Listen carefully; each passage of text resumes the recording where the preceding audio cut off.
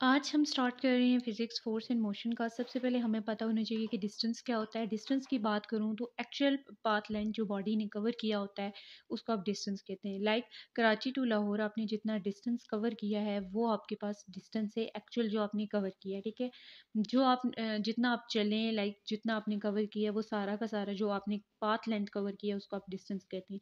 Distance scalar quantity है। ठीक है, इसमें डायरेक्शन की ज़रूरत नहीं होती। डिस्टेंस हमेशा डिस्प्लेसमेंट से ग्रेटर होता है, या तो डिस्प्लेसमेंट के इक्वल भी हो सकता है या ग्रेटर भी हो सकता है। लेकिन डिस्टेंस कभी ऐसा नहीं होता कि डिस्टेंस स्मॉलर हो डिस्प्लेसमेंट ग्रेटर हो। डिस्टेंस हमेशा ग्रेटर होता है। ठीक है, एंड इन मोशन में ऐसा होता है कि अगर एक बॉडी मोशन में है, ठीक है, इन मोशन के अगर एक बॉडी मोशन में भी है तो उस टाइम उसका डिस्टेंस ज़ीरो हो, डिस्प्लेसमेंट भी ज़ीरो और ना हो, तो ये इम्पॉसिबल है। लाइक अगर मैं कोई मोशन कर रही हूँ, लाइक मैं यहाँ से मूव करके कहीं जाती हूँ, किसी जगह कोयटा जाती हूँ, लाइक कराची से मैं कोयटा की तरफ मूव करती हूँ, तो उस टाइम मैं कहूँ कि मैंने कोई डिस्टेंस कवर नहीं किया, तो ये बात इम्पॉसिबल है, क्योंकि मैं एक बात मोशन भी कर रही हूँ और मेरा डिस्प्लेसमेंट भी कवर हो रहा है।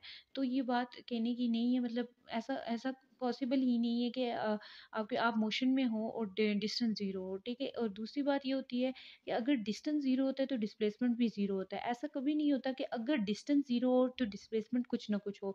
डिस्टेंस पे डिस्प्लेसमेंट डिस्टेंस पे ही डिपेंड कर रहा होता है। ठीक है, डिस्टेंस अगर ज़ीरो है तो डिस्प्लेसमेंट का लाज़मी ज़ीरो होना ज़रूरी होता है। ठीक है, लेकिन अगर डिस्प्लेसमेंट ज़ीरो है तो बेशक डिस्टेंस ज़ीरो ना हो, उससे कोई फ़र्क नहीं पड़ता। ठीक है, अगर बॉडी एक स्ट्रेट पाथ में मूव कर रही है तो उस टाइम हमारे पास ज़ाहिर सी बात है distance is equal to displacement. Like distance displacement के इक्वल होगा। क्यों? अब डिस्प्लेसमेंट बेसिकली होता क्या है? बेसिकली दो पॉइंट्स के दरमियान शॉर्टेस्ट डिस्टेंस, एक शॉर्टेस्ट पाथ जो होता है डिस्टेंस दो पॉइंट्स के दरमियान, उसको हम डिस्प्लेसमेंट कहते हैं। डिस्प्लेसमेंट को हम कैसे फाइंड आउट कर सकते हैं? ऐसे भी मतलब डिस्टेंस को, मतलब दो पॉइंट्स के दरमियान जो डिस्टेंस है उसको माइनस करके डिफरेंस निकाल दें, या ऐसे भी फाइंड कर सकते हैं। तो जो इन सर्कुलर पाथवे में उस टाइम हम डिस्टेंस को कैलकुलेट करने के लिए इस तरह का फार्मूला अप्लाई करते हैं। ठीक है, इसके अलावा डिस्प्लेसमेंट लिखा हुआ है कि डिस्टेंस हमेशा डिस्प्लेसमेंट के ग्रेटर होता है। डिस्प्लेसमेंट कभी भी ग्रेटर नहीं हो सकता, डिस्टेंस के डिस्प्लेसमेंट हमेशा छोटा होता है। फिर लिखा हुआ है कि बॉडी है जो सर्कुलर पाथ में मूव कर रही है from point A to B. ठीक है, from point A to B, तो देन इसका जो है क्या होगा। अच्छा, ऐसा है कि हमारे पास एक सर्कल है। ठीक है, एक सर्कल है, उसमें पॉइंट मतलब पॉइंट ए ये है एंड पॉइंट बी ये है। ठीक है, बॉडी ने पॉइंट ए से बी तक डिस्टेंस कवर किया, देन हम इधर ऐसे बना देंगे ग्राफ। तो ये बेसिकली आपके पास रेडियस होता है ना, यहाँ से लेके यहाँ तक सर्कल के सेंटर में आर एंड आर रेडियस होता है। तो हमने अभी ऊपर पढ़ा था कि हम इस तरीके से फाइंड आउट कर लेंगे। तो ये तो हम मतलब इस तरह कर लेंगे, D is equal to R plus R. ठीक है, तो ये हो जाएगा टू आर स्केयर कटेगा तो टू आर। डिस्प्लेसमेंट तो बेसिकली निकल आया है। डिस्टेंस बेसिकली आपके पास ये 1/4, मतलब सर्कल के चार पार्ट्स होते हैं ना, 1/4, तो हमने सिर्फ ये वाला पार्ट निकाला है। तो आपने क्या करना है, डिस्प्लेसमेंट बेसिकली सरकमफेरेंस के इक्वल होता है, और कितना पार्ट है, फोर्थ पार्ट है, 1/4 पार्ट है। तो हम सरकमफेरेंस 2 पाई आर के इक्वल होता है डिवाइडेड बाई 4, ये जब कटेगा पाई आर डिवाइडेड बाई 2, जब इसकी रेशियो निकालेंगे तो बेसिकली आपके पास पाई आर डिवाइडेड बाय 2/2, तो ये इसका बी ऑप्शन होगा। इसी तरह अगर बॉडी ने ए से सी तक कवर किया है या ए से बी तक, तो आप ये इस तरीके से निकाल सकते हैं। ठीक है, तो ये जो है इतना कोई डिफ़िकल्ट नहीं है। फिर आ जाती है वेलोसिटी। वेलोसिटी में बस आपने ये बात याद रखनी है, rate of change of displacement को वेलोसिटी कहते हैं। इसका फार्मूला याद कर देना है ये वाला। ठीक है, एवरेज वेलोसिटी ये होता है total displacement divided by total time. याद रखना, एक क्लोज पाथवे सर्कल के अंदर अगर बॉडी जिस पॉइंट से स्टार्ट हुई है उस पॉइंट पे आके एंड हो रही होती है अपना डिस्टेंस, मतलब वहीं आके रुक जाती है, तो डिस्प्लेसमेंट जीरो होता है। इसके अलावा अगर वाइब्रेटिंग बॉडी या वाइब्रेशन अगर उसमें हो रही है तो तब भी हमारे पास डिस्प्लेसमेंट जीरो होता है, क्योंकि वेलोसिटी में चेंज नहीं आता, एक्सेलरेशन जीरो होती है। अच्छा, वेलोसिटी दो तरह से होती है, अगर डिस्टेंस इक्वल है और टाइम अनइक्वल है तो हमारे पास क्या होता है, फार्मूला ये वाला अप्लाई होता है, ये अपनी याद रख लेना है। अगर डिस्टेंस अनइक्वल है और टाइम इक्वल है तो ये वाला फार्मूला अप्लाई होता है। तो ये जब आप न्यूमेरिकल्स करेंगे आपको समझ आ जाएगी। फिर एक्सेलरेशन की बात करें तो rate of change of velocity को आप एक्सेलरेशन कहते हैं। एक्सेलरेशन के फार्मूला याद कर लेना है, और ये वाला जो फार्मूला है ना, ये सेकंड न्यूटन के सेकंड लॉ ऑफ मोशन से डिराइव्ड हुआ है। तो वहाँ से आपको समझ आ जाएगी जब न्यूटन लॉ ऑफ मोशन वाला टॉपिक पढ़ाऊंगी, एंड देन ये वाली जो है इसकी यूनिट यहाँ से ड्राइव हुई हुई है, और ये वाली यूनिट इधर से ड्राइव हुई हुई है। ठीक है, और एक्सेलरेशन की डायरेक्शन वेलोसिटी के चेंज इन वेलोसिटी के अलोंग होती है। और फिर बात की हुई है हमारे पास हमारे पास कुछ केसेस आ जाते हैं। पहला केस अगर हम देखें तो उसमें ये लिखा हुआ है बेसिकली, अच्छा नॉर्मली ऐसा होता है कि वेलोसिटी जब ऊपर जाती है ना, हम बॉल को अगर किसी चीज़ को ऊपर फेंकते हैं तो वेलोसिटी डिक्रीज़ करती है और एक्सेलरेशन नेगेटिव में जाती है। अगर कोई बॉल ऊपर से नीचे फेंकती है तो वेलोसिटी इंक्रीज़ करती है और ग्रेविटी जो है पॉजिटिव के साइंस में होती है।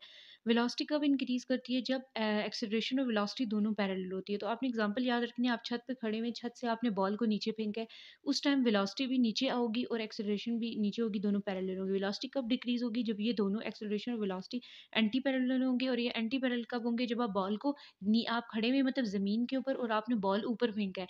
ऊपर जब आपने बॉल फेंका है, वेलोसिटी ऊपर की तरफ होगी, एक्सेलरेशन नीचे की तरफ होगी।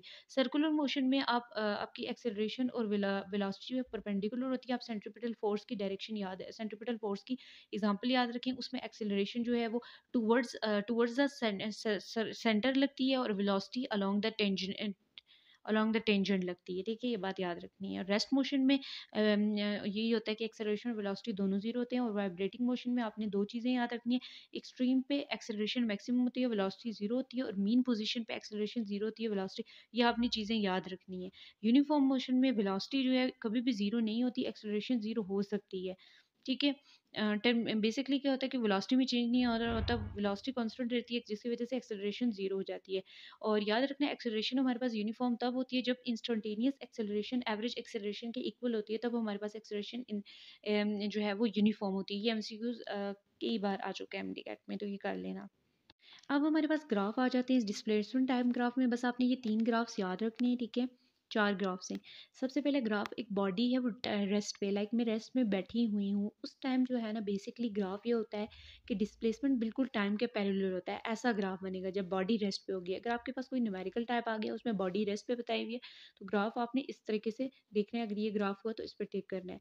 अगर बॉडी मूव करती है constant velocity, mean velocity change नहीं करी, वेलोसिटी सेम है, मूव कर रही है, तो जो ग्राफ होगा उसकी लाइन जो है इंक्लाइन टू टाइम एक्सिस होगी। So straight line incline to time axis ऐसे। अगर वेलोसिटी इंक्रीज कर रही है और स्लोप पॉजिटिव है, तो स्लोप पॉजिटिव की तरफ आपने इस तरीके से ग्राफ ड्रॉ करना है जब स्लोप पॉजिटिव होगी। ठीक है, ऐसे वेलोसिटी इंक्रीज भी कर रही है लेकिन स्लोप पॉजिटिव है। इसमें वेलोसिटी डिक्रीज कर रही है, जो अगर वेलोसिटी इंक्रीज करी कि तो वेलोसिटी इस तरफ होगी, मतलब इस तरफ ग्राफ जाएगा। अगर डिक्रीज करी तो नीचे की तरफ आएगा। दोनों केस में स्लोप पॉजिटिव है, लेकिन वेलोसिटी जब इंक्रीज करेगी तो ऊपर इस तरफ आएगा और जब डिक्रीज करेगी तो इस तरफ आएगा। ये आपने ग्राफ्स कर लेने। अच्छा, अब बात करते हैं वेलोसिटी टाइम ग्राफ में। आपने ये बात याद रखनी है, वेलोसिटी टाइम ग्राफ में वेलोसिटी और टाइम के दरमियान ग्राफ बनता है। ये जो पहला ग्राफ आप देखें जो इंक्लाइन टू टाइम एक्सिस है, इज अ स्ट्रेट लाइन। इसमें क्या होगा, वेलोसिटी इंक्रीज कर रही है, वेलोसिटी इंक्रीज कर रही है, ठीक है। लेकिन जो है इसमें एक्सेलरेशन पॉजिटिव है, मतलब velocity is increasing but acceleration is positive.